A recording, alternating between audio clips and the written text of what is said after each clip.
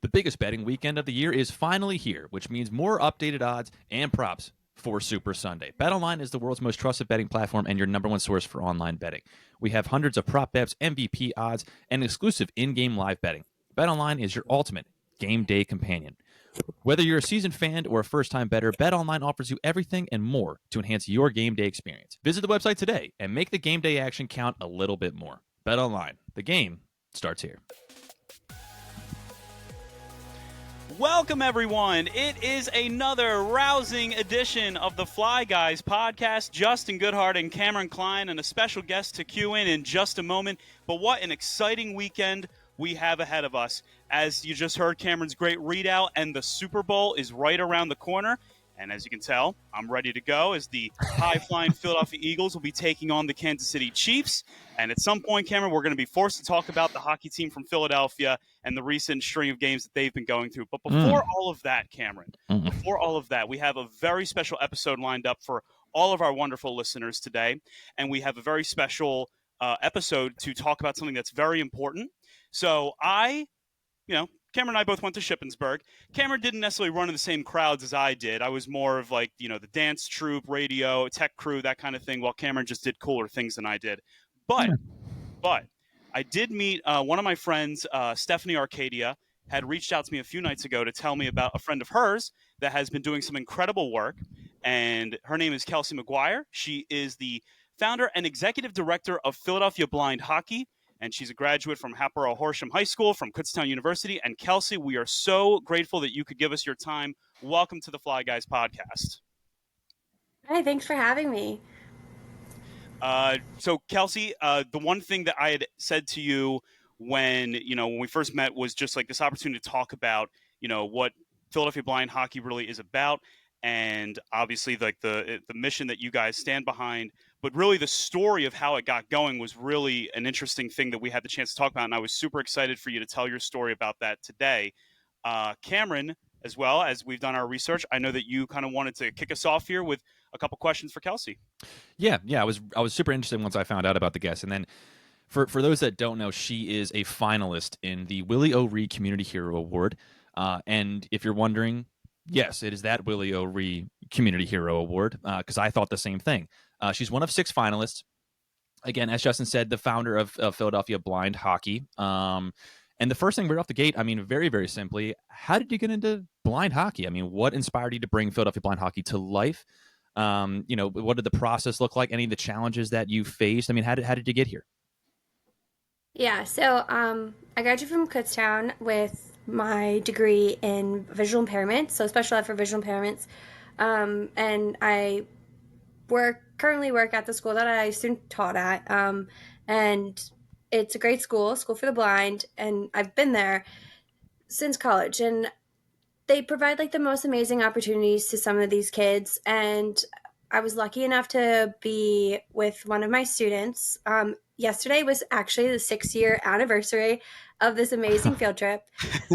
So we got to go skating with the Philadelphia Flyers. I was born, raised watching hockey. I never played hockey. Just have always been a big fan. It's been in my family, and my grandma had season tickets. So everyone knows that I'm a huge Flyers fan. So they're like, Kelsey, this is like the best experience for you. Like your two worlds coming together. And I was like, this is honestly the coolest thing ever. And with that, like some of the people that were there were with different organizations for blind hockey, just to see if there was like a need in the Philadelphia area for a blind hockey team. And it was just like my first real exposure to blind hockey, and never really understood that there was a bigger thing than just what this event was. So that was 2019. Obviously, we all know what happens in 2020 when the world shuts down. And there was already conversations kind of going and saying like, hey, there is a need and they really want a blind hockey team in Philadelphia. And I wasn't the person that was spearheading these conversations at all. Like, I cheered my entire life. So I am probably the most girliest person you'll ever meet. No, like nothing about like playing hockey. And so I was just like, whatever you need, like I'll be there to help support and like try to make this a thing because I have a background of starting these projects and stuff like that. And then the people that were spearheading these conversations slowly started leaving my school, and then the conversation stopped. Wasn't until 2022 when it got brought back up again, and the conversation was like, we think that you would be the perfect person to just like spearhead to start this program up. You're a teacher of the visually impaired, you have that background, you have a passion for hockey, like just bring your two worlds together and just see what you can do. um, so I did that, and I had meetings with people from the hockey world.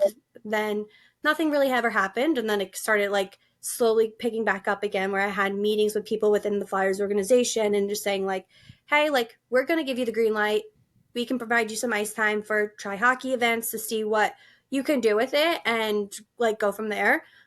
So I had no idea that hockey was like so expensive, and I like was like, okay, like this is crazy. So like ice time, like that Hmm. is a very expensive cost. And I was very fortunate that the Flyers were able to just even connect me to the Flyers training center to have ice time provided. That I didn't have to fight with anyone, but then like I had to pay out of pocket. So like there was like my first barrier, and I was like, wow, like this is crazy. But I was like, this is what's like kind of needs to be done in order to get this program up and moving. And then it was becoming okay, well, now that there's a need, our first try hockey event, like we had almost like I think we had like almost like 30 people registered. Unfortunately, there was a big snowstorm, so not, like probably not even half of the people showed up because Wow. they people who are visually impaired, obviously you're relying on other people, Hmm. Hmm. like there then so that was like my second barrier, and I was like, you know what, like okay, so but we had a couple more try hockey events where more people started coming and just seeing. And by the end of those, like I think there was like 5 or 6 sessions, people were like, this needs to be a thing, like a full-time thing. So there I am now looking up like, how do you run a nonprofit, how do you start a nonprofit, how do you apply for a 501c3. Like I literally have no idea what any of these jargons are. Like I'm literally a teacher for the visually impaired. So like two completely different worlds. So here I am, like Googling, like having conversations, and just having just people who are in the hockey community, and especially talking to other people with the blind hockey community. So now they're hearing, the other people are hearing that there's a possible team starting in Philadelphia. They don't have like they have no idea who I am. I have no idea who they are. Just trying to see like how I should even run this program. What do you like, how do these teams like get the money? How do they have the startup, the equipment, the ice time, like all that stuff? And everyone in the US for blind hockey does something completely different. So I'm like, I got to figure out, like, take the mixture of everyone that they're Hmm. doing and what has been successful to make this team the most successful that I can make it for what I have. So I learned, met with a lawyer, learned about bylaws and insurance and all that Always so Oh stuff. much my And fun. God. just, Yeah. yeah, right? Like, and they're Insurance like looking at alone, me. They're like, my word. Like, no, thank you. That's yeah. so much. Yeah, like how to get this like sanctioned by USA Hockey, like Hmm. just like all this stuff. And like they're probably looking at me, they're like, who is this girl, what is she doing? Like I am a very bubbly person, so like people in the hockey world are very serious, Hmm. and I'm like, hi, they're like, what, like okay, hello, like what are you doing here? So it's just like it's so funny like to look about it back at it now, just because like I literally had zero idea what I was doing. And now, like, fast forward to 3 years, we have 11 kids. We're trying to start an adult program.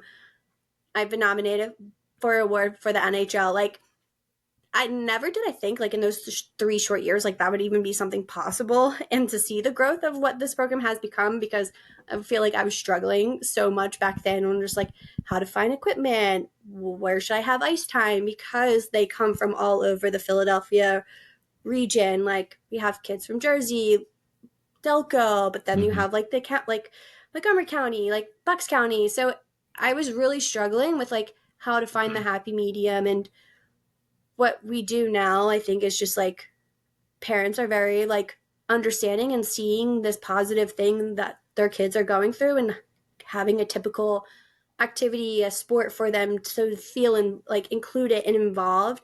I think it's just like that is what makes us now so successful. And the struggles that I had to overcome to begin with, I was like, oh, it'll get better. Like it really will. And it And it has. has. So yeah. And so, it's amazing though, because so you say you got approached about this, around 2019 after that skating trip, and then obviously Yeah. COVID comes and it kind of washes that idea away temporarily. With when it got brought back up to you, and they say to you, "We think you'd be perfect for this." Was it kind of like this whirlwind of once that got said, everything kind of goes into motion? Like, was it like a really was it faster than you expected it to be, or was it kind of a drawn out process once you really started to get the ball rolling on it? It was like both. So that summer I had like meetings with people with like the disabled hockey community and just saying like, was I the good fit? I had a meeting with Doris Donnelly. She used to be in charge of the disabled hockey. Great lady. Had to meet her at they were doing sled hockey like training camp. So it was just cool to see like the other disabled hockey at that point and like had conversations with her and just like she was like, I think you would be a good fit. Like, this is what blind hockey is really all about. Like, just like kind of just welcoming me into it. And then it was like crickets. Like, I didn't hear anything. Like, she was like, yeah, we'll get back to you. And so, like, it was just like nothing. And then all of a sudden, that like January of 2022, January, February, it had to have been January, that it was just like, then it was just like, okay, yep, we got the green light for you to go ahead. Next step is like you're meeting with the Flyers. And I had like Brad Marsh, I had Rob Bear, like all these people from like the Flyers community, like who are people you see like at games or have influence with the organization. And they're like, all right, so like, why do you want to do this? Do you think this is will be successful? Like, and I'm like literally shaking, and I was Oh my god! what do you say? Like, yeah, I think it is going to be successful, but then it was like, all right, well, then you're just going to have to prove it to us. So, like, honestly, that made me more determined because I was like, I want to prove to not just to the Flyers organization, but to the whole like NHL and the community of Philadelphia that like blind sports and like blind hockey should be accepted and that like this sport is so accommodating and like really is like that slogan like hockey is for everyone, like they truly mean hockey is legit for everyone, and I just wanted to be a part of that and help grow and bring awareness. I love it. I mean, I feel like hockey is for everyone is major, and for Flyers fans, it's big because Scott Lawton, a fan favorite of the team, is extremely heavily brought into heavily involved in the community. And I like that you talked a little bit about how accessible it is because doing a little bit of research for this show, you kind of learn about how there's different rule sets and there's different ways Mm-hmm. to kind of help. Again, like uh, one of the things I loved that Justin shot over to me was a YouTube video just all about the different types of pucks, how they're used, how they're utilized to help people. And it goes right into our next question, which is, what is blind hockey, which we already know, but how is the game designed to allow the visually impaired to play? Like, what are some things that, for people that don't know on the outside, the accommodations that are making so that these people can play and can be involved in a great sport? Yeah, so I mean, honestly, there's not that much difference. The game is played the same. They all wear the same equipment as a normal hockey game. Um, and it just comes down to what type of visual impairment they have for classifications. So you're looking at your goalie. All goalies, regardless of their vision ability, are blindfolded. So they cannot Mm. see. The goalie net then is now shorter, but it's still the same width, because obviously you're playing now with a metal puck that is a lot bigger than a rubber puck, Yep. has 8 ball bearings in it, so it Hmm. does make sound, and it's not made to get airtime. So that's why the shorter net is needed for blind hockey. Granted, you have these players who are like national team players. They will get airtime with this puck. And if you ever, like, my first exposure to like a real blind hockey game, I was like, oh my God, you can't even tell that these like players have visual impairments because it looks like your typical thing. The only difference is that the puck is rattling. Like, Hmm. not that saying that the puck is like annoying, but like you just constantly always are hearing it. And I think that's just like something that I'm like, I take for granted because then I'm like, wait, this is actually so cool because all these players have some kind of visual impairment. But then like going back with like rules, in order for them to shoot, so there is a beeper that like the referees have, and there's different beeps for different things. So once the puck enters into the blue zone, there's a beep for that. So then that lets the goalie know that the puck is getting into the zone. And then they have to make one pass before they can even shoot. So Mm-hmm. then there's another beep for that, to help the goalie and anyone who's on defense like can like kind of set up to be able to track the puck and have that time to like adjust. But other than that, I mean, obviously, like there's no checking, there's no hitting in blind Yeah. hockey, but like that's kind of like a given. But I mean, Mm-hmm. yeah, that does happen sometimes, because it's hockey. I mean, Yeah. everyone has that like rough side to them. They want to be the tough guy and like get to the puck first. Like it happens. Mm-hmm. But honestly, other than that, that's really much the difference between blind hockey and regular hockey. I was going to say everyone wants to be their own version of Zach Ronaldo. It doesn't matter, Be that enforcer, like yeah, So that it is. fighter. Would you? The rink is like it's always like it's same regulation rink as you'd see like in normal hockey as well. Mm-hmm. Yep, yep. That's so Yeah, that's the only like really it's just the net. So Mm-hmm. That's really interesting, though, that the beeper is to cue in the goalies that that it's now entering like their zone and all that stuff. And you mentioned, I think you already kind of you already, or I don't know if you did mention it. Are the games like is it 20-minute periods? Is that all the same as well? yeah, yeah. Depending on what type of like if it's like a tournament or if it's like different things that are going on. But yeah, it's mostly 20-minute. Sometimes can be like shortened down to like 12 minutes, but it just depends on like what it actually is.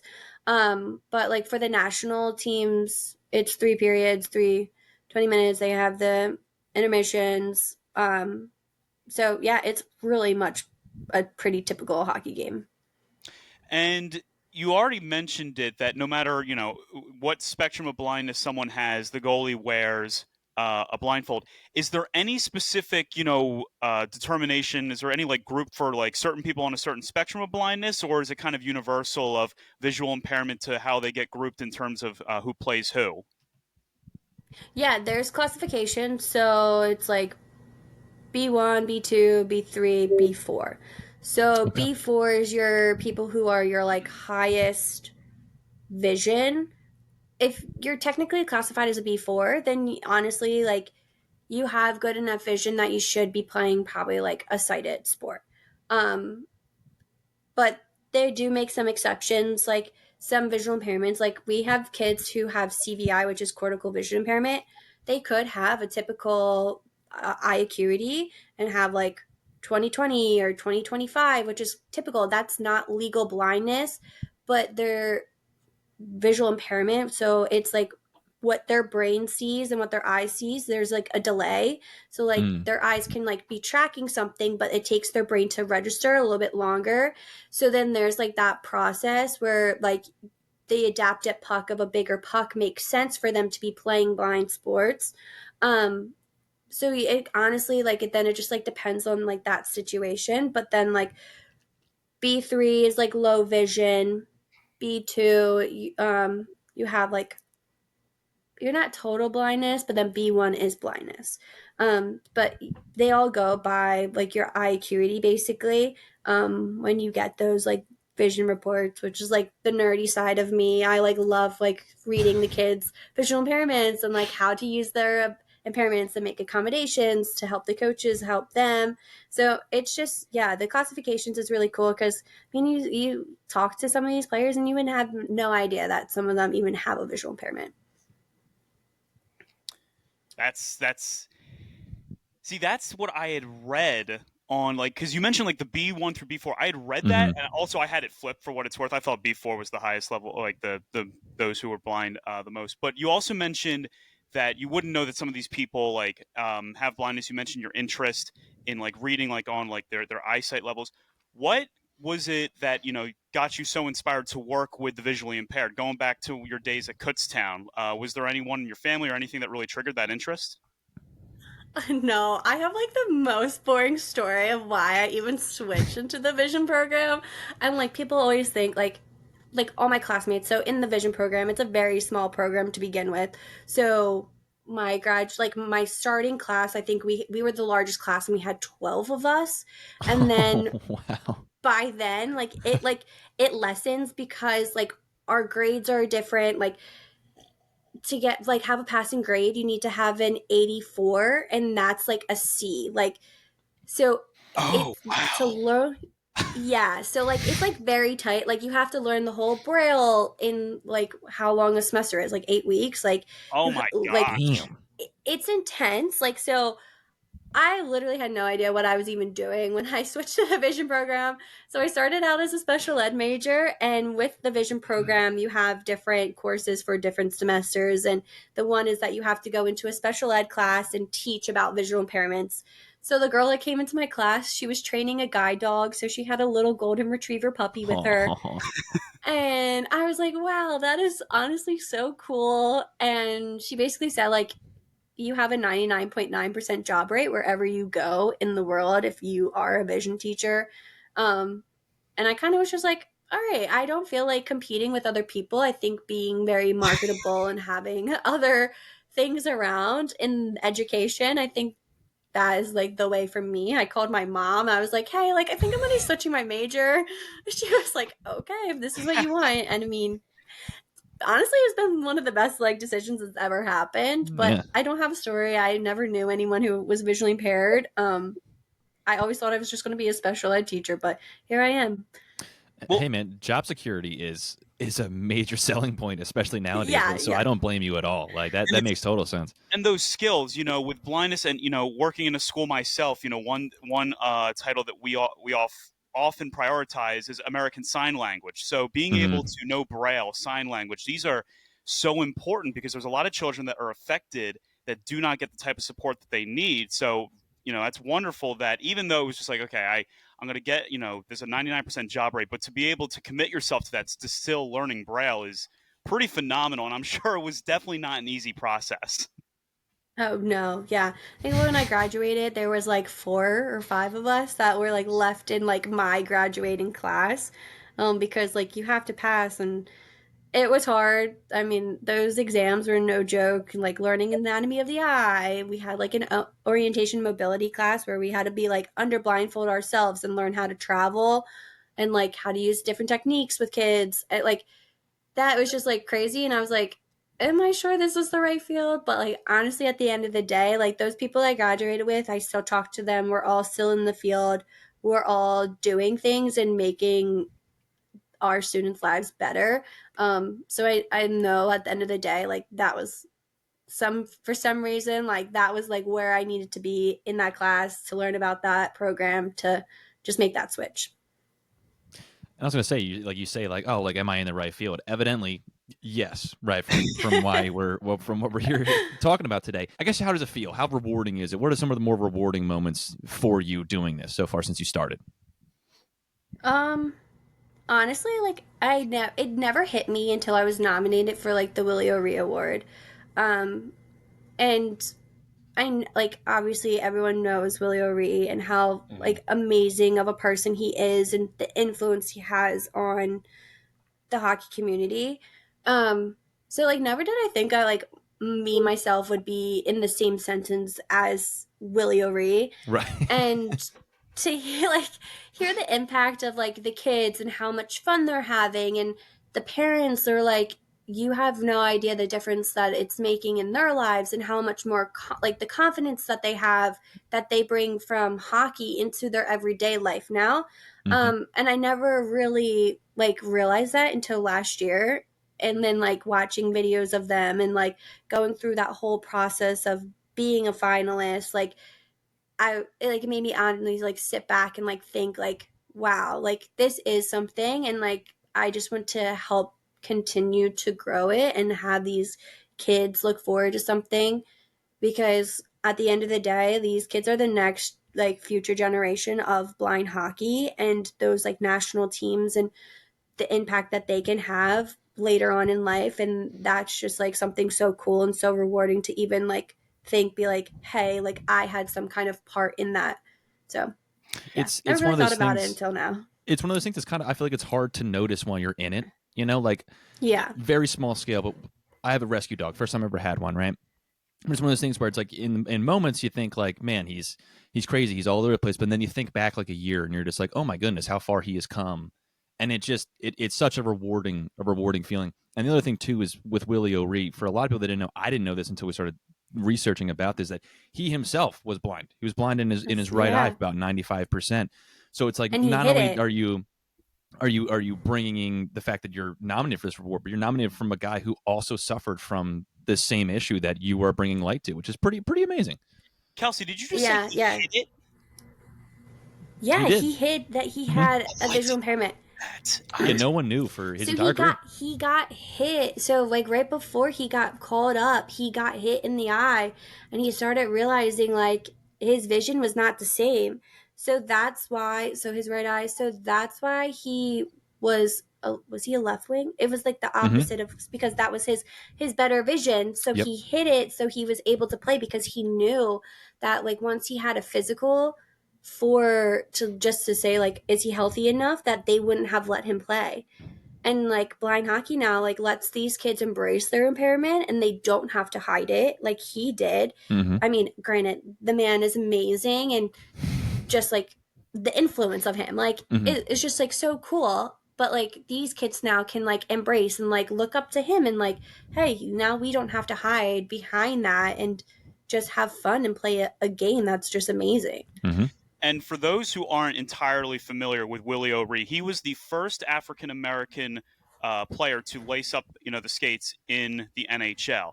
And obviously, we've had such terrific players of color that have come through the Philadelphia Flyers. Wayne Simmons, PK Subban played for many years in the NHL at a very high level. Jerome Yaginla might be the most, from our generation, Cameron, or at least when I was first growing up, Yaginla was one of the top flight players in the league for He was such a long one of time. my favorite players for a hot minute there. Yeah. He played for 22 years. So this community award, when you first found out that you were being nominated or that you had gotten the nomination, what kind of, obviously that had to have taken you back by surprise. Yeah, like so I like put this out like not as a joke, but I just said like I sent it out to like a couple of my friends, my family. I'm like, hey, if you guys have some free time and you want to nominate a very cool person, like here's a link. Like it literally was just like whatever. And I didn't realize that my cousin actually did it until I got an email saying like, "Hey, you've been selected um as a nomination for the Willie O'Ree Award. Wow. We would like to schedule an interview with you to see if you would be moving on to the next round." Um, so like here I am like sweating at school during this like my prep period, having an interview with people from the NHL. And I was like, ooh, like just having like that first like real conversation with the NHL and like why is blind hockey so important and what is it like, what is this program all about? And like at that point like we only had 7 kids, so like we're a small program and it's only year 2. And I'm never going to be a finalist, like never going to like have that next like step. But like obviously like in my head I'm like I would love to have that happen to me. Hmm. um and then I had like, so then like a couple months went on and like I had to keep this a whole secret too. Like no one was even allowed to know that I had these interviews. No one was even like Wow. allowed to know. Like we had to sign like NDAs, and like the only really people Oh that knew were wow. my cousin that signed like that nominated me, and then me. So like it was like a big secret, and like no one knew. Then I had, so months go by, and I want to say that probably like that first step was probably like like sometime in February. Then it was like March. I had another interview with the people from the NHL, and honestly, like I was just like, okay, they're gonna let me down and be like, thanks for being nominated. but like you're not a finalist. Like, nope. It was like you're a finalist. You're one of 3 people in the Wow. U.S. And I was like, oh my gosh. And they said like last year was like a big nomination pool. So like just to even be like selected as Mm-hmm. like like as a finalist, I was like, oh my god, like this is like real life. Like this is really happening. But then I still had to keep it a secret until it even got announced. And like that was just like so hard to like keep to myself. Like obviously like I want to just be like, oh my god, guys, guess what? Like this is so cool. It's just like amazing opportunity. And so then like when it came out, that I was like a finalist and the whole like voting process, and I was able to go to the NHL awards and go to the draft last year. Like Oh my god. that was just like obviously like Jealous of that. every like any hockey fans like dream Mm-hmm. come true. Like, and I am a big Danny Briere fan. Oh Okay, like he was my yeah, favorite yeah. Flyer. Same, Okay, Talking to so the like right knowing crowd right now. same. Most of like so my things are knowing numbered 48. Most of my usernames are 48 or yeah. 48 because Yep. of Danny. Like he Yep. honestly like he was just one of those players. Like growing up, I was like he's just so great. Yes. And then now I feel like he is a great man. I trust him. Whatever he Mm-hmm. has up with this Flyers organization, I will trust him. Okay, because that's how I truly feel about him. Mm-hmm. And I was like, oh my god, I'm literally gonna be in the same room as Danny Briere. Like this is so cool. I'm like, I was able to bring a +1, so I brought my mom with me just to have that experience with her and just to meet all the other finalists from Canada and then from the US was just like amazing. The finalist, the winner of the Canadian is his name is Mark DeMontes, and he is Canadian blind hockey. And like that So bonding cool. experience with him like has just been amazing because like I'm learning from him of like how he started blind hockey up there and what it took for them to be the organization that they are now. And he like supports me and like he's like, I want to come down and see the kids, which by the way he was supposed to come last week but he couldn't because he had meetings. But it's just like the experience and like the bonds that you make with some of these people are we're just like truly amazing, and never did I think I would ever be a finalist. And then just like seeing the draft, and I got to sit behind Connor Bedard at the NHL awards, and like Oh my people are god. like, they're like, Kelsey, you're on TV. I was like, oh my god, I am. And they're like snapping. They're like, I'm like getting all these Snapchats. People are Wow. texting me. They're like, we see you on TV because like obviously Connor Bedard wins. Like Yeah. and it was just like so cool. Like I'm literally like smacking my mom. I'm like, there's Bob. Like Sergei Bobrovsky, like literally is walking in front of me. I'm like, there he is, like slapping her. And she's like, will you stop slapping me? And I'm like, I slap her again. And like Pete Wentz is walking in the crowd. And Oh. then so one of our junior coaches, she is a big Jack Hughes fan, and I am a big Quinn Hughes fan. Obviously, we know Quinn Hughes was nominated. Mm-hmm. So the whole Hughes family like walks him, and I smack her again. She's like, Kelsey, stop. Like I'm like, just stop smacking me. And I'm like, this is like the coolest thing ever. Like it was just so like cool, like amazing experience, and just to able be on the like at the draft, the Sphere. If you ever go to Las Vegas, I highly recommend going there. All I hear. That Yeah.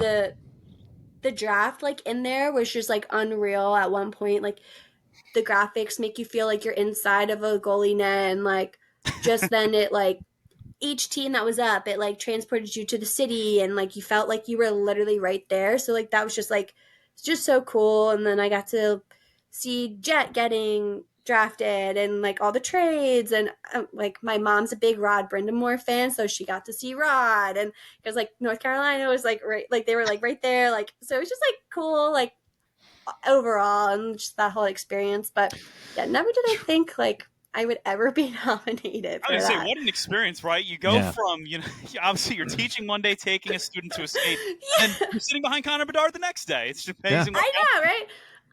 I'm happens. always like, if NHL is like looking for someone, like you want to hire a teacher, here I am. Like I will quit teaching. And since you've established, Philadelphia blind hockey, and you've gotten the chance to be nominated and are a finalist for this award, your organization has grown and continues to grow. what excites you most about the organization's growth, and how do you see that in the future right now?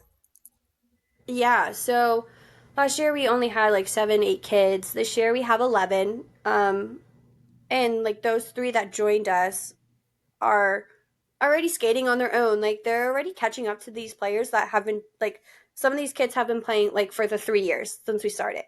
And then some of them like obviously are 2 years, but then like these 3 kids who started this year like are now all skating by themselves and like they're literally catching up with them like skill wise and having the opportunity to be able just to like grow with them so quickly. I think that's just like really cool to see. And then they're going to their first international play, so we're going up to Canada for a tournament, so this is like That's their first awesome. time to like That's so cool. have the opportunity to even play with kids who are visually impaired. Like Mm-hmm. they're only used to their teammates, so they're having an opportunity to meet kids who are just like them, who have visual impairments, who are around the same age, have that experience to learn how to play like their first game or play in their first like blind hockey game. Um, And that's in and just like April, I exciting. think. Correct? Yeah. Okay, No, gotcha. March. That's March. in Okay. March, and then in April, we're hosting our very first like blind hockey jamboree. We're calling it Okay. to have kids come down from Canada, from the United States, come over, come to us to then play. We have an amazing support system with like the Flyers Cup teams that participate in that, Mm-hmm. and just have them experience and cheer on our players play in their first like game, because not all of our players are going up to Canada, but all of them will be participating in this, and just like have their support because we support them during the Flyers Cup tournament. When they come to our practices, they're amazing and like a great help. So just to see like the influence that they have on our kids transpire into a game, a real game situation, is just like very exciting. And that growth, I like never did I think we would be hosting blind hockey games like 3 years in. Right. But I think that's just so exciting for them, and to show like there's more to just like a simple practice on a Sunday. And then we're really hoping to really start like our 18 and up team. We've had so many interests, and it's just so hard for adults right now because they come from all over, and like providing Mm-hmm. transportation, and like when use public trans, like that only goes to a certain distance if they're in Philly, and we practice out of Hatfield, which we practice on a mini rink, so visually appealing to them. It's just like the perfect size because a regular rink right now is just too much overstimulation for some of our players to understand, like, how do I skate, how do I stop, Mm-hmm. Hmm. what are the inside of my blade, like, so like the smaller rink is just so beneficial right now. And I don't want to leave it, but I want the adults to come there, but then like not all of them can make it, and then it's like time conflict because we practice on a Sunday afternoon, and like just stuff like that. So there's something that we really just need to like sit down and focus to how to get this like adult team up, because there is such a need and interest for it, that obviously we want to be successful in all areas, not just the kids. We want Mm-hmm. for people who are older to have that experience as well. I was going to ask too, especially with children getting the chance to socialize with other children who have the same conditions that they may have. That's got to be just so important for their development, just as a person as well, to know that they can, make friends and obviously meet others that have, the blindness condition and all that stuff. I'm sure it means a lot to them to be able to be around others that are like them. Oh yeah, they're very excited. They're like we have 9 that are going up to Canada, which is a bigger turnout than I even thought was going to be interested in going up there. But just knowing that they're going to be meeting kids their age, having that experience, and the day before like the tournament starts, there's just like a sport camp thing that they're like meeting, so like they're meeting all the kids and trying other blind sports, and like they're having those moments where they're able to connect with these kids before like even taking the ice with them. So I think it's just like a really going to be a really good bonding experience for them as well, because some of these kids like at their school, they're the only person who has a visual impairment, so they're not exposed to other kids as much. If they're like at a school for the blind, like yeah, you have other kids, but like some of these kids go to a public school where they're the only one. So I think it's just going to be very exciting for them. And like, Mhm. that's all they're talking about right now. They're like, Miss Kelsey, we're going to Canada. Like, aren't you excited? And I'm like, yeah, I'm excited. Like, it's gonna be cool. And they're like, we're so excited. They're like, we're already looking at like the rink and the hotel. And did you know the hotel has a pool? And I'm like, yes, guys. Like, Hey, I listen, get those it. You're pools, excited. that's pretty exciting. A Right. Like, hotel pool is pretty nice. that's all I care about. So, with all that being said, is there a way that those who might be listening right now, or anyone who is interested in, learning more about Philadelphia blind hockey or blind hockey in general, is there any way for them to get the chance to volunteer? Is there any way that they can contact anyone at Philadelphia Blind Hockey to try and get involved? What does that look like? Yeah. So on our website, there is like a spot for volunteers. Like, you can sign up. It goes right to me. Everyone, like, all the info, all the emails go to me. Not that I'm controlling or anything. It's just like they're all just my way. I mean, now that I'm learning, like, I do have my own board. I'm learning how to delegate right now, so it's great. Like, not everything's falling back on me, but volunteer opportunities, like, we have the event coming up in April, so we're always probably going to be looking for volunteers for that. Because we are hosting kids from all over and their Mhm. families and stuff. So just like volunteers for that, whether they're be-sighted guides or just people who want to help out just to see what the game is all about. Um, and if you want to be an on ice guide, just email. We normally do have like some dates available where we don't have a Flyers Cup team that comes and volunteers with us. So like those dates are very sporadically, but like we always make sure like anyone who does want to volunteer has the opportunity. And then in the summertime, we do try hockey events. So then we're always looking for volunteers for that, just because obviously we know a lot of people go away during that time. But like anyone who wants to just get involved, like we find a way for them. And so they go to the website and they email phlblindhockey@gmail.com. Yep. Awesome. Yeah. Cameron, do you have anything else? No, this has gone great. I'm very, very, very happy. Again, thank you so much, Kelsey, for taking the time out today. One of the things I did want to end on was when I was reading over the website and looking at some of the staff that you have on the coaching staff, which is it has a very high pedigree. A couple of Flyers Warriors on there. Just so, the amount of community work that a lot of these people have provided is really amazing, and the fact that you got a very, very good team with you. And one of the things that stuck away from me was uh, it was one of the coaches for one of the 18 and up or the 18 and up one that you're hoping to get started, Joe Sayer, and I'm hoping I'm saying that right. But he ended it with just by saying every accomplishment begins with a decision to try. I loved that, and it made me think of it again, where you had no idea what your life was going to go when you decided to change your major going into a thing with 12 people, and yet Yeah. it's created this amazing thing that you've provided for the community, and it's just very, very cool. And we're honored to have you on the show today. So again, thank you so much for everything that you've done and for being on here with us today. Well, yeah. Thank you. Like this is great. Just to have that opportunity, that conversation to allow people just to learn the game. It's just great. And for those who want to follow Philadelphia Blind Hockey, they are on. I know that they're on Instagram. Thank you so much for following us, by the way. Of And they course. also have a Facebook page and a page also on Twitter. Their handle at Twitter is at PHL Blind Hockey, and I believe that is the same for the Instagram handle. Is that correct, Kelsey? Yep. Yep. Just PHL blind hockey. And There you go. so, Kelsey, thank you so much for joining us and giving us the chance to learn more about blind hockey, your story, and it is an inspirational story. No matter where you start and everything, the fact that you've given these children and all these people that ordinarily would not have had the opportunity to play hockey, to give them that outlet to have built this is really phenomenal. And we are extremely excited to see where blind hockey in Philadelphia goes from here. Thank you. Thank you. And so we're going to take a quick break. We come back.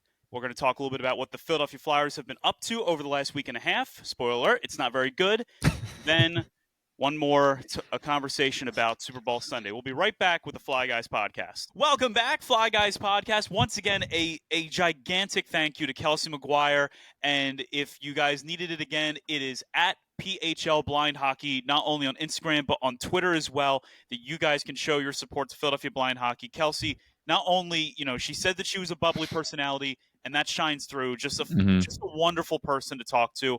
and now a friend of the show. Now she's contractually Yes. obligated to like the show. Yes, she is. Yes, she has to put that on all of her social media handles, friends of the Fly Guys podcast. And I will say, you are all thinking it. No, we did not tell her to love Danny Briere and mention that. Okay, that was entirely organic. That was perfect, though. It was. This is a pro Danny Briere podcast, so it would only make sense that we happen to interview someone that is as pro Danny Briere as we are. She's a very smart, very capable person, and Yes. she agrees with us. So that tells you that we're very smart and And capable. I was going to say, look how smart she makes us look by being that much of a Danny Briere fan.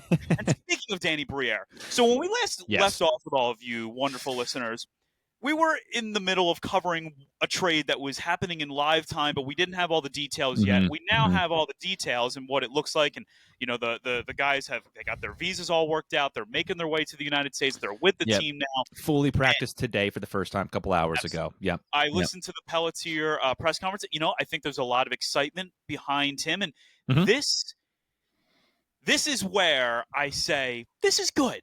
I like this. I'm excited about him as a prospect. Maybe he will turn it around and become something a little bit more.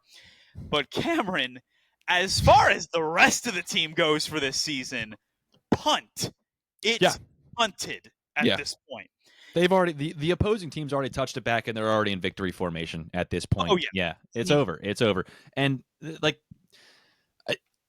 one of the big things, right, was like we need a center. We need a center. We need a center. And once that trade happened, one of which is Morgan Frost, the center, you kind of knew. You're like, well, they're not gunning for it, clearly. Which, again, I'm not necessarily super upset about. That is a smart decision to not be gunning for it. But what I don't think the game that we talked to you all, it was the 3-0 loss to the Islanders. Yes. So that was the back-to-back shutouts. Yep. They then set a franchise record with their third straight shutout loss, that time to the Colorado Avalanche.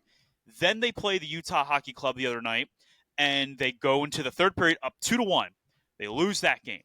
Then Matvei Michkov, 2 goals last night. That was, what? In my opinion, it didn't matter what the score was going to end up being. You know he was doing that because his idol was on the other side of the ice. Absolutely. Like he wanted to be like, I'm going to go toe-to-toe with Alex Ovechkin. He looked great. But Alex Ovechkin now 16 goals away from a historical marker that I know I've made fun of him for the empty nets, but I thought about it at work today, Cameron. This is going to be incredible when he breaks this thing. It's going to be truly incredible. Yeah, I'm rooting for him, honestly. I'm rooting for him. I'm excited for him to do it. They lose that game regardless. I'm rooting for them too. They lose that game regardless in regulation. They almost tied it at the end. It was actually a really nice play where Tyson Forster nearly put it in, but Charles Lindgren he had the answer. And so now here we sit. And now we look at what the Flyers are. They are currently 23, 26, and 7. They are in 9th place of the wild card standings. They are in second to last place of the Eastern Conference. And Cameron, I feel confident in doing this. Put a fork in them. This season is officially over. And now we can stop talking about the word playoffs. We don't have to say it again.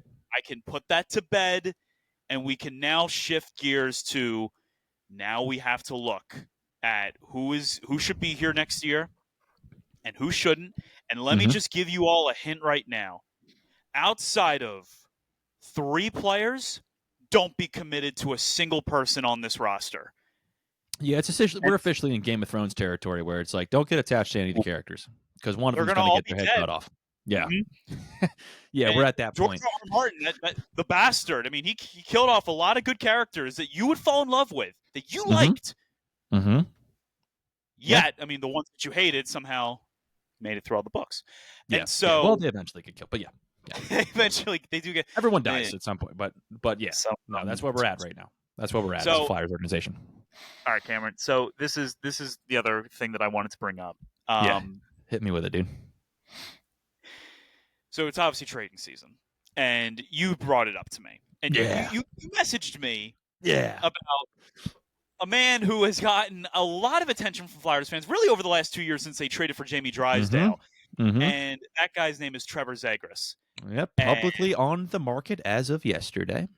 Publicly on the market, and the first thing that you're saying to me is, really, Trevor Zegras? And I always almost say Travis Zegras because I'm like combining him and Sanheim together.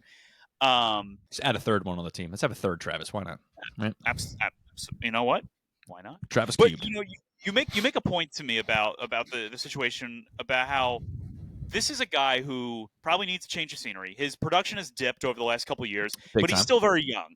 And not so young in the fact that he's still developing, but super young in the fact that that could be a guy where if things go right, he could return back to a form that would be very serviceable and very important for the Flyers' development. I have never really talked much about Zegras for the sole reason that I think he's very much overrated by Flyers fans. I don't think he's a bad player. I just think people treat him as if he's going to be like he would show up here and he's immediately a 1C.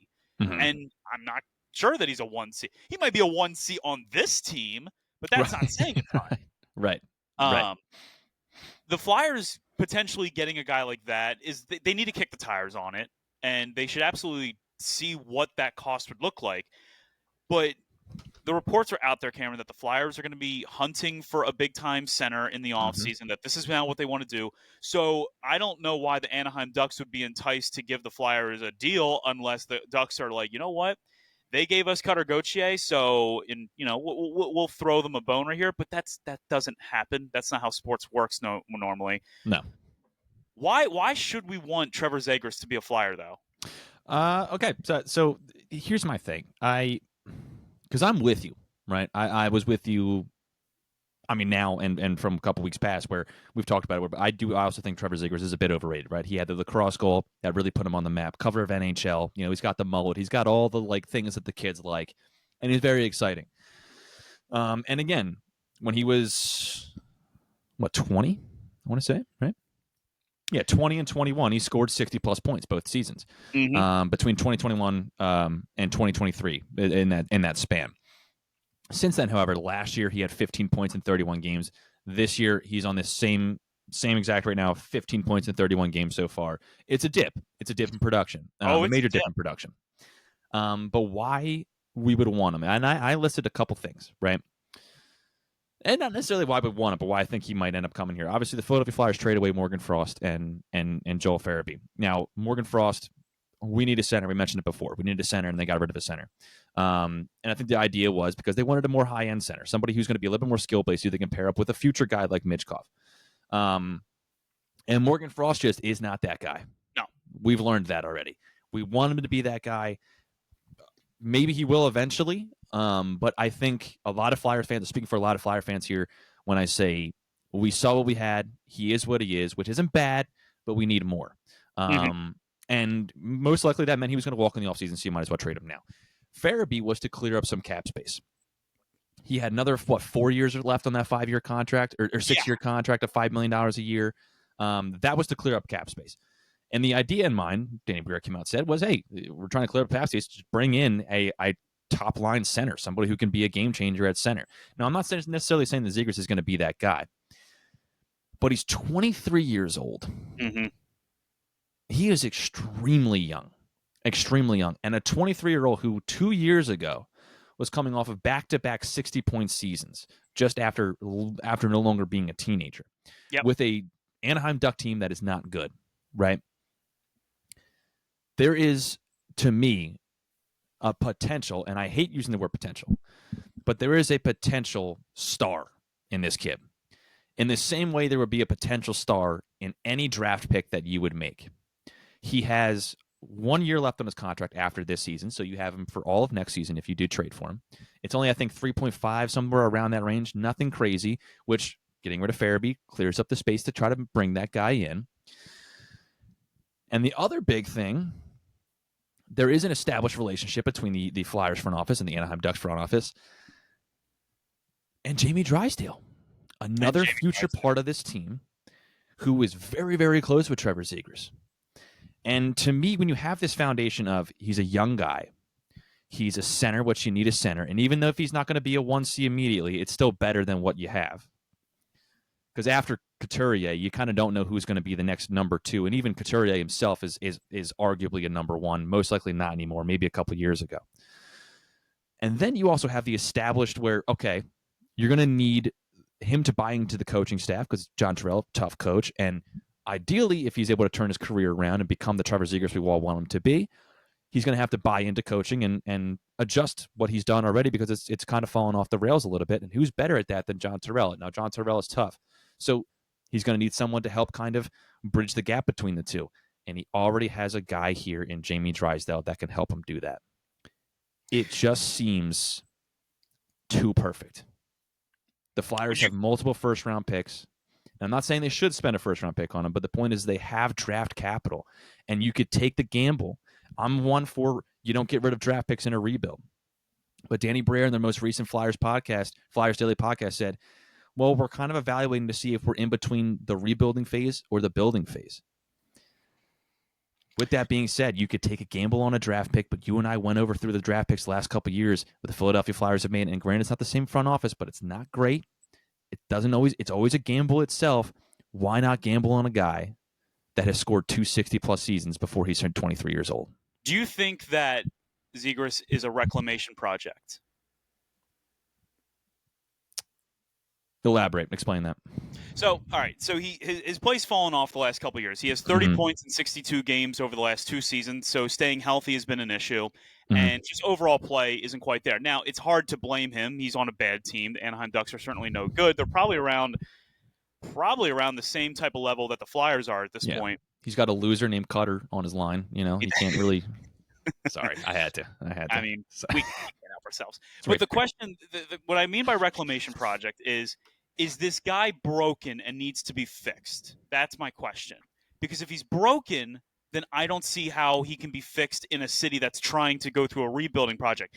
He's like that reclamation projects go to teams that, you know, already have a solid foundation and are not necessarily cup contenders, but they're growing towards that point. I would say maybe a team like, I don't know, you could use the Carolina Hurricanes. I know that they're a cup contender, but they have a solid foundation. They have solid coaching and all that stuff. Right.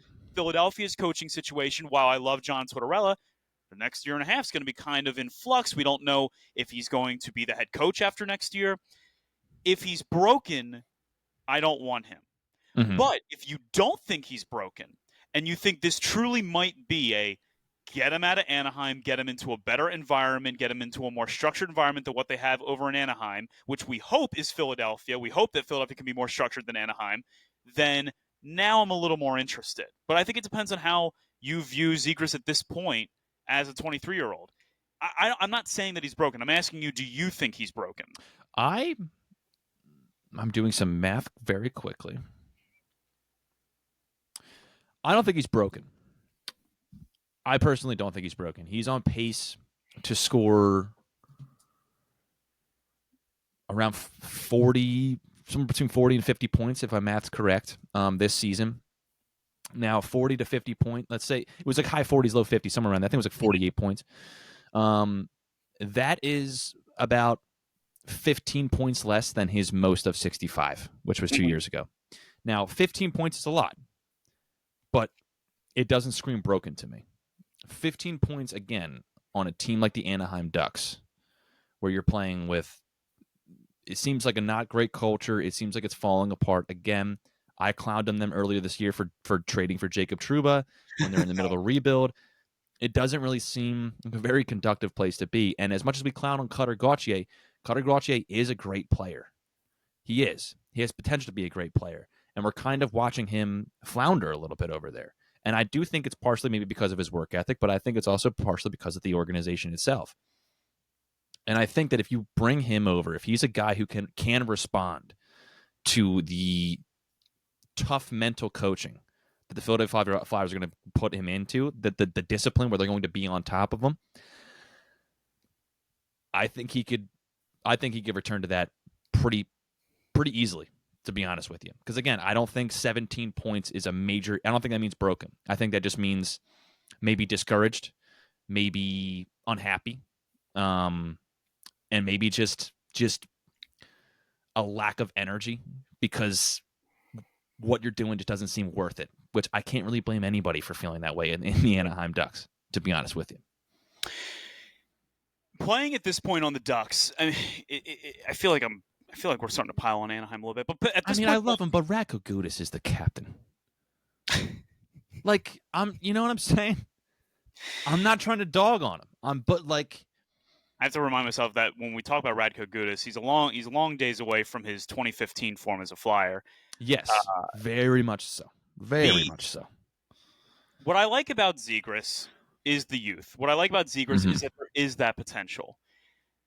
I guess the question then becomes, you're a rebuilding team. Briere's trying to figure out if we're in the transition between rebuilding and building. Mm-hmm. Is it high risk, high reward time to take a flyer on a kid that by through his first 2 years looked like he might become a top flight center in the NHL? And the question then would become from the Flyers brass when Keith Jones and Danny Briere, if they sit down, they have a conversation about him. Do they both believe, and John Tortorella too, because we know Tortorella will also be asked about that. Yeah. Do we think this kid could reach that potential that he had shown in his first couple years? If the answer is yes, if any of them say yes, we can get that out of him, then you gotta make a call, and you gotta figure out what Anaheim would want. I gotta pull it up here. I'm gonna pull up exactly what he said. There was something that he said. And there's and while you're doing that, there's also other decisions that Flyers are gonna have to make about certain guys. One guy that Jean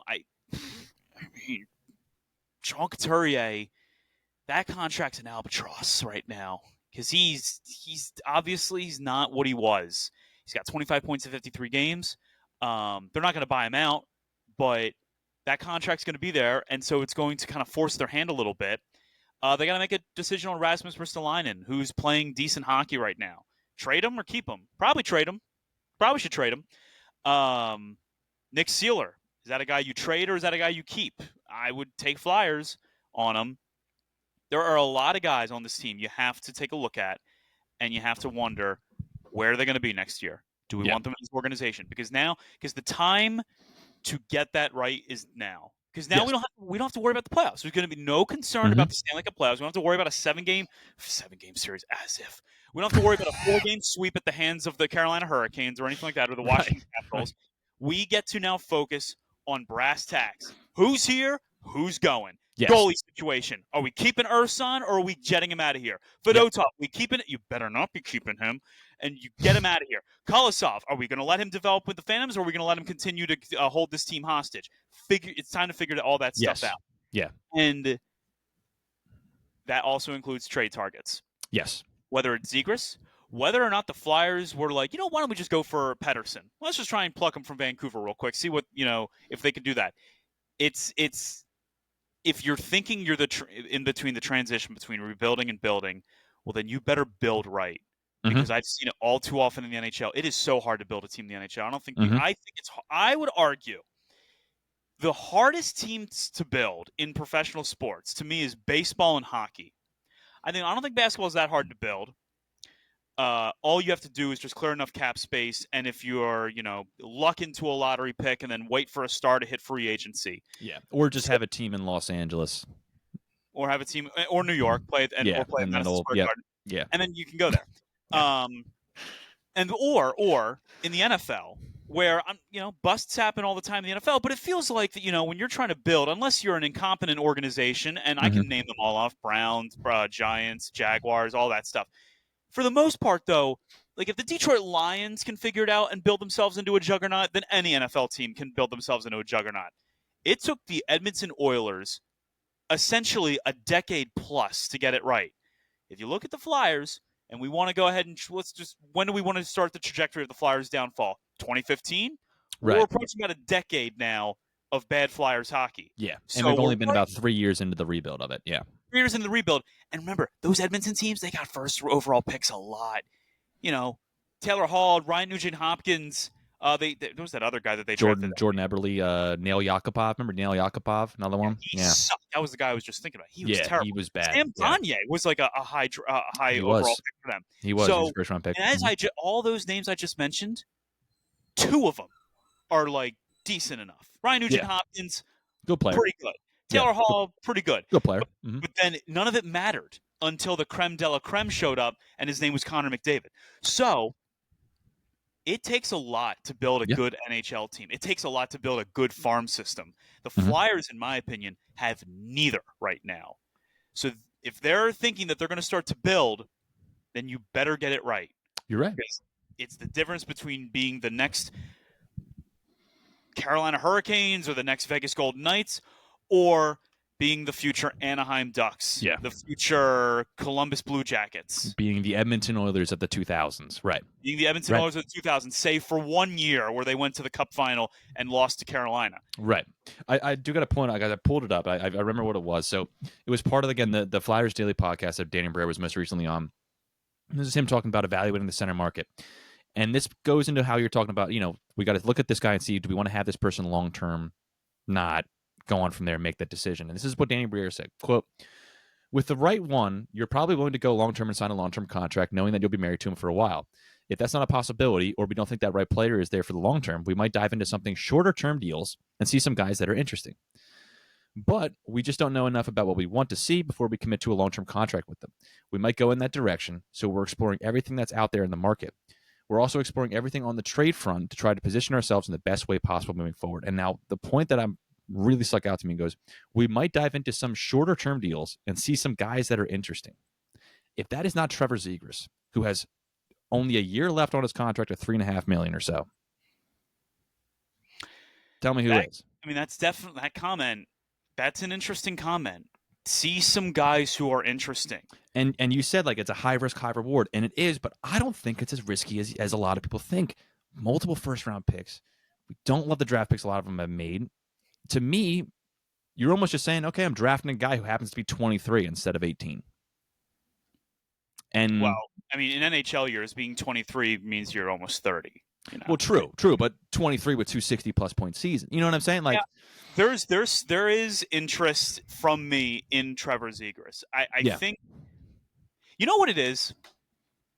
It's like I've been conditioned, and it goes back to the Hextall days. Don't make a risky trade. Right. Sit on your draft picks. Build that way. And, I was thinking about it as you're reading back to me Briere's comments. Because after I want to say it was after the Colorado game, and I was with some friends at a Chickies and Pete's. I just looked up and I was like, trade everybody. Everyone can go, except for the obvious ones. You know what I mean by that. Yeah. But I think I'm not reluctant to trade for Zegras because, what if we have to give up Jet Luchenko? I'm not worried about that necessarily. Right. I guess what I'm more worried about is being disappointed. But at the end of the day, what was that quote from Philadelphia Blind Hockey? You have to try. You have to get out there and at least try to do something. The greatest accomplishments start with the decision to try. And so that right there tells me that just that quote and Briere's what he's saying, that if they're going to do this, do it. Everything you have to do, because at this point, Cameron, I want the Flyers to become something again. Yeah. This recent stretch has proven to me that we are still a long ways away. There's the old joke: the Flyers are 2 to 3 years away from being 2 to 3 years away, and it's never felt more like that for me than it does right now. It really does feel like that right now.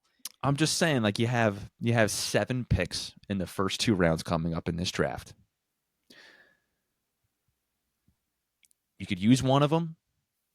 Bring over Trevor Zegras. If you don't like what you're seeing within the next year, you don't have to sign him. Mm-hmm. And you still have 5 to 6 of those first and second round picks in those first 2 rounds. Why not? And so that'll be the question that the Flyers have to kind of jostle with back and forth between now and the trade deadline. I would love to be in the room when they say, "Hey, John, remember that guy you publicly were like, get that out of the game immediately? We're thinking about bringing him here. How do you feel?" I'd love to see that. John's like rubbing his forehead. He goes, do you guys understand what kind of media day I'm going to have because of this? I'm going to have to go into my patented, I never said that, everyone just leave me alone type deal. No, listen, they're going to have hard conversations about a lot of players, but also hard conversations about the players that they might want to think about bringing in. Yes. Yeah. Whatever it takes, do it. Become a good team again. Yes. And in these last few minutes, Cameron, I want to switch gears. I want to cleanse our palate. And I know. It's deep breath, man. Deep breaths. We're 2 days away from Super Bowl 59. Mm-hmm. I hope you guys are all planning to watch it with friends, family, loved ones, however you want to watch it. And, it's I want this game so badly. I have not wanted to see my team win a game this badly in such. I mean, to be fair, I'm like this every week with the Eagles, but there is something about once you're here and the prospect of what this team could accomplish this year. And I'm not going to get into what a win against this Chiefs team would mean because I want to be able to save that for if they do win. Then I want to talk about it. I'm pretty superstitious with this stuff. But it just doesn't feel like, Cameron, I'm taking the train home tomorrow to watch them lose. It just doesn't feel like it. And I have said that this is one of the more impressive years. It's obviously an impressive year to have watched this team. I've seen great years in Eagles history. This is obviously one of them. But when we talk about head coaches and we talk about coaching across the NFL, one thing that we constantly bring up, it's always the same word from city to city, newscast to newscast, and that is the word adjusting. This coach can adjust at halftime, and this defensive coordinator is really good on the adjustments, and that offensive coach is really good at adjusting to when teams have his offense figured out. But one thing that we also often hear is this coach cannot adjust. He cannot adapt to what teams are throwing at him, and it's time for him to go. We hear this a lot. And that is why I'm so impressed with Nick Sirianni. Because this wasn't just adjusting to what teams were throwing at you. This was changing ideologies from the Air Coryell system to run, strong defense will win the day. That is a massive difference. Anyone that knows the Air Coryell system is, all right, it's 5 verticals. So the fact that he was able to adjust in this way is really impressive to me. But then there's the other stories. Yeah. There was a horrible, just devastating plane crash in Northeast Philadelphia that at least, at the last that I had heard, had claimed 17 civilians' lives, not including the 6 that died on board that plane. And then there was the one story that came out about a young boy, 10 years old, who risked himself to save his sister and took shrapnel metal right into his head. And he was in the hospital, and by the grace of a miracle, wakes up, asks did he save his sister, and then asks did he miss the Super Bowl. You can't sit there and tell me it doesn't mean something more to this fan base than most of their fan bases. The Kansas City Chiefs are the best team in the NFL. They are the best team in the world, and I want them to look that way because they truly are that. And they have a passionate fan base. And there will be never a question as to how passionate their fan base is. But what I also see, they have not had to go through the trials of their franchise history than what the Philadelphia Eagles have had to go through. The Kansas City Chiefs didn't have a Dallas Cowboys to deal with in the 70s, 80s, and 90s. You could spin me the Raiders crap all you want. That's not even close to the same. The Eagles had to fight against an evil empire calling themselves the face of America when they resided in Philadelphia. The Kansas City Chiefs deserted Dallas to go from being the Dallas Texans to the Chiefs back in the 60s. They have Lamar Hunt, the beautiful smile, guy that brought in the NFL merger and all that stuff. They have a long lineage of owners that the families always cared. The Eagles had to go through Joe Kahurick, a terrible head coach that, for whatever reason, Leonard Tost refused to fire and almost signed him to a 15-year contract extension in 1968.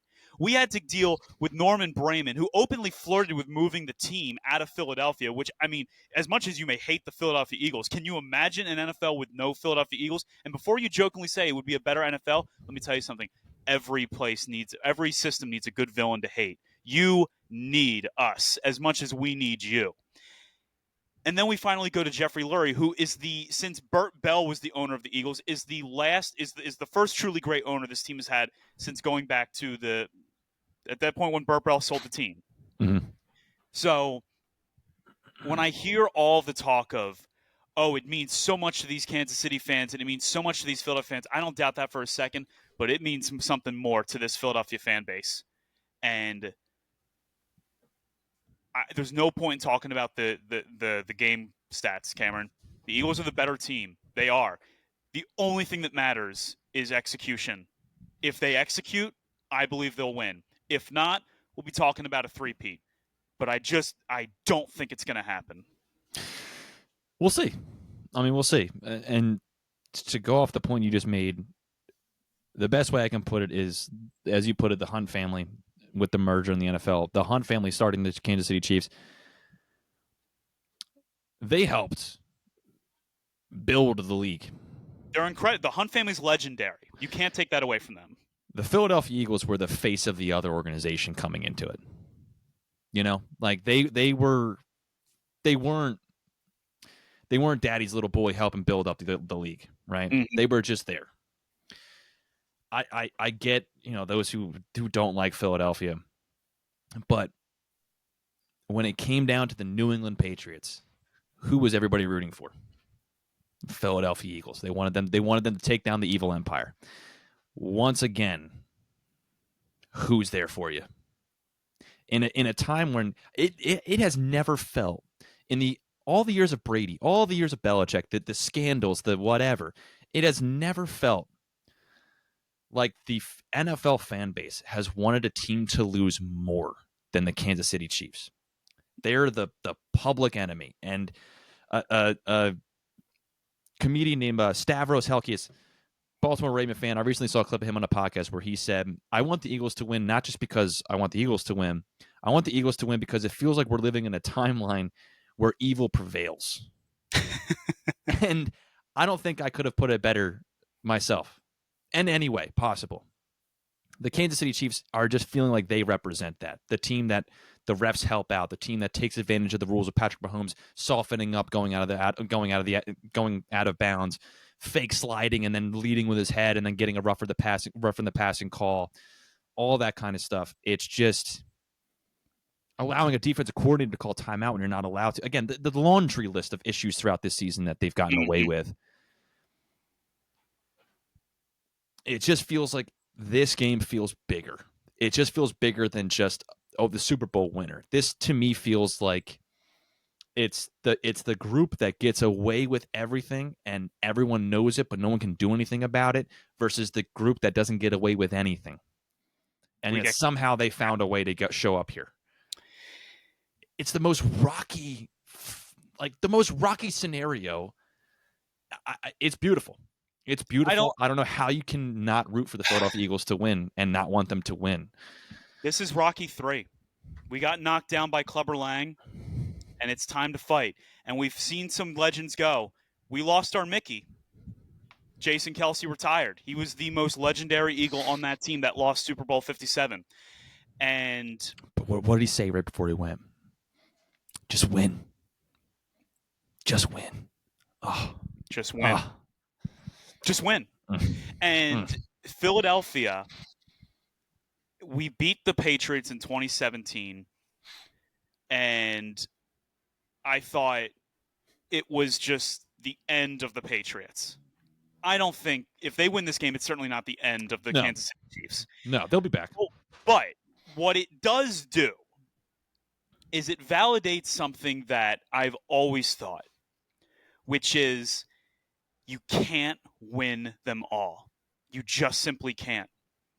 And the Eagles, to me, are a team that not only deserve to be here, but their season, to me, is more impressive than what the Chiefs did.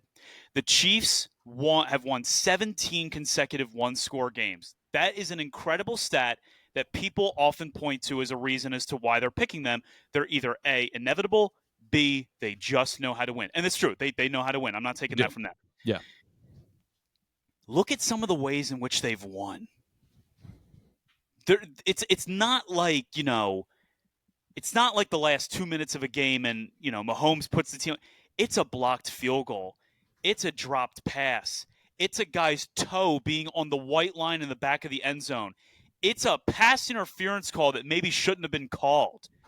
It's something like that. How did the Eagles get here?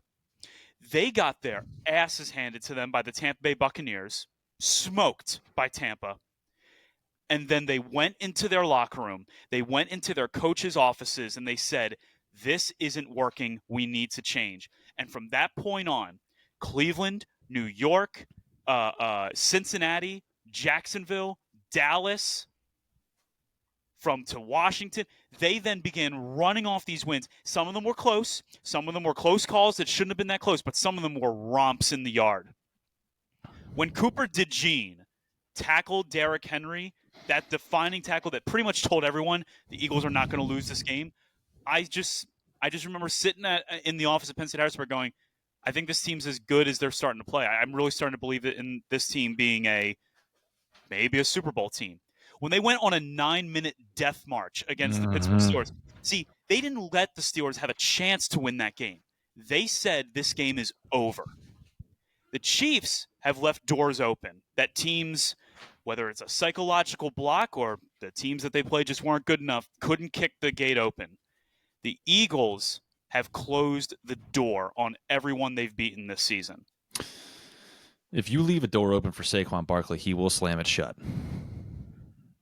And he'll do it right in your face. Oh, he'll do it with a 70-yard banger, dude. And you don't. And that's the other thing.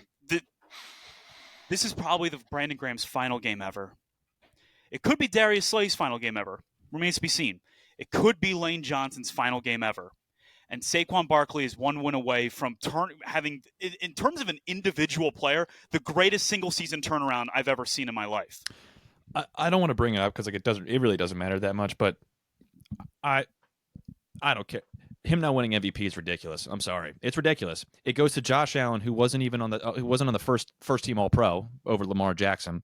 I don't understand the voting either. The way I look at it is Saquon Barkley single-handedly changed how we look at football to a time that we haven't seen in 20 years. Mm-hmm. He's done something unbelievably incredible. More yards per game than Eric Dickerson, more yards per carry than Eric Dickerson.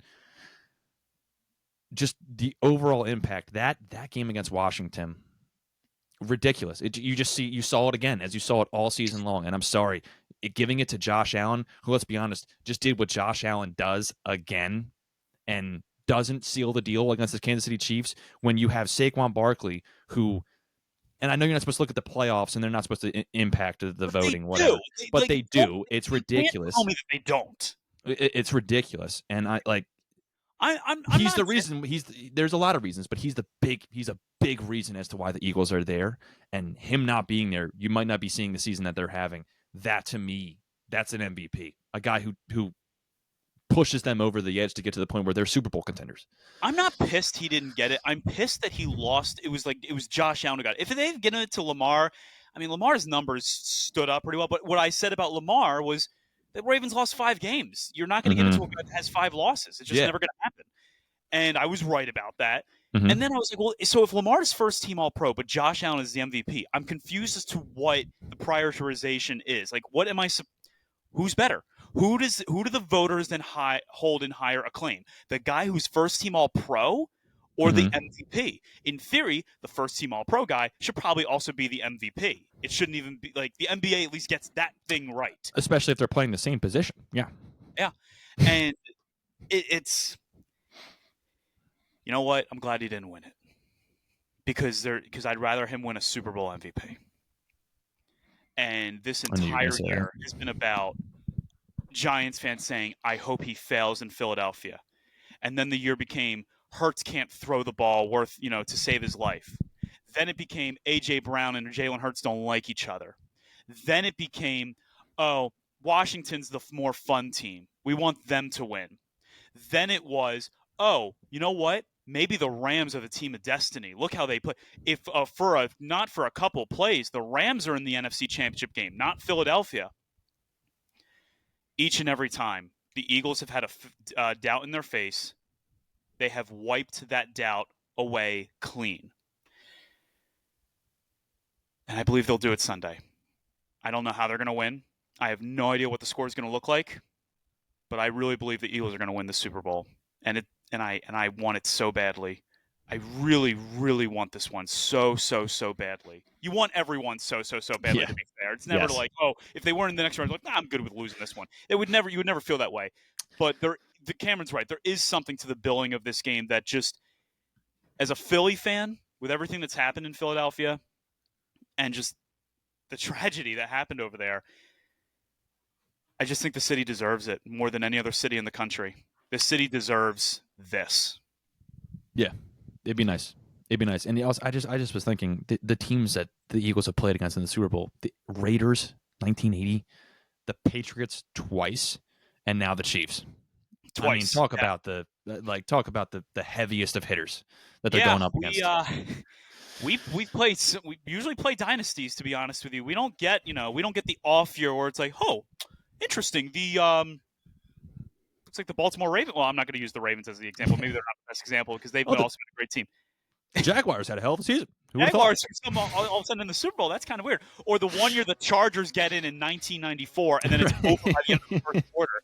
So, yeah, Philadelphia usually gets – it's funny. Flyers always get the teams that are about to become dynasties when they lose the Stanley Cup. The Eagles somehow always end up with a team that's in the midst of a dynasty, and the Sixers suck. Yeah. And so that's usually how it goes.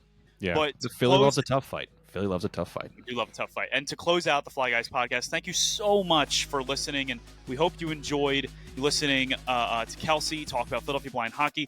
We hope you enjoyed the second half of the show talking about what the Flyers need to do, what they will do, and, of course, Super Bowl Sunday. We hope you have a terrific Super Bowl Sunday. Be safe. Don't do anything stupid.